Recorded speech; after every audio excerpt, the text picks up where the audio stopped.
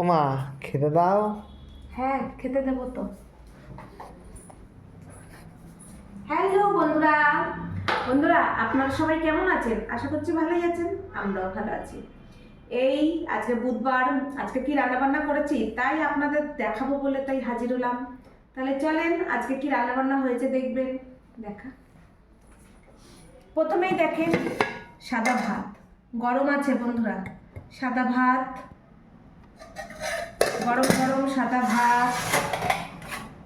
তারপরে তারপরে আছে উচ্ছে ভাজা, একটু উপর দিয়ে দেখা, উচ্ছে ভাজা করেছি একটু কড়া করে। তারপরে আমার জন্য 2 পিস ইলিশ মাছ ভাজা, এটা আমিই খাবো, আমার জন্য মেনলি। তারপরে আছে ইলিশ মাছের মাথা দিয়ে মুগ ডাল রান্না করেছি, ইলিশ মাছের মাথা দিয়ে মুগ ডাল করেছি।